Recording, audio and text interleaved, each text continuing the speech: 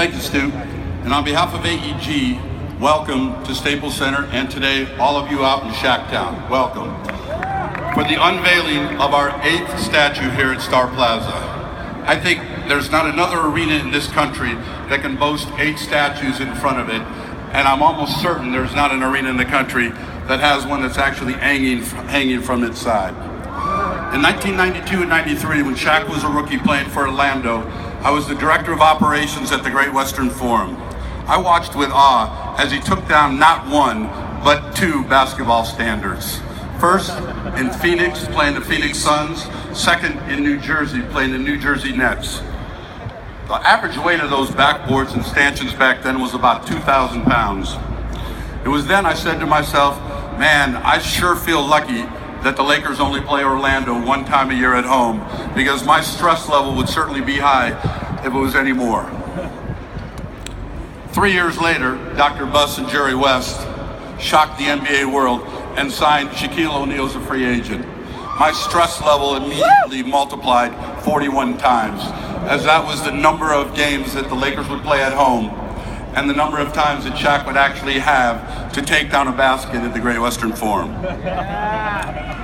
Now, if he had taken down one of those baskets back then, we would have had to move hundreds of people out of their seats, flip numerous seat sections, forklift in the basket, and repeat that to bring everybody back in again, all the while the players were standing idly by. I think today, we could convert Staples Center from hockey to basketball in the same day quicker than we would have been able to do that exercise. And I can tell you, back then, we would have made every sports show out there as a highlight that you did not want to be on. Now, nobody knew this back then, but as it neared the season, I called our operations staff together and I said, listen, you've got to give me some kind of false sense of security here that this is never going to come down. So we decided that we were going to go in the weight room every night when we set up the baskets and take as many of the weights as possible, and we were going to open up the back of the baskets and put all those weights inside. Hopefully, it would have protected us a little bit more from those monstrous dunks. At least give me a little more comfort at sleeping at night before a Laker game.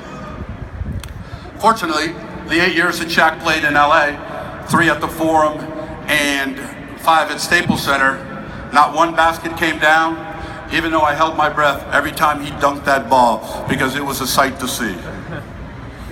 14 years later, instead of having to worry about a basket coming down from a Shaquille O'Neal monstrous dunk, I now have to worry about this statue taking down the entire Staples Center. And I'm still not sure how we're supposed to clean it once it's unveiled.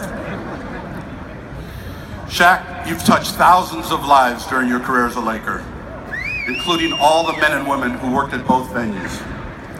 It didn't matter if you were a full-time or part-time employee, if you worked in operations or maintenance, guest services or food and beverage, housekeeping, ticket taking, it didn't make a difference.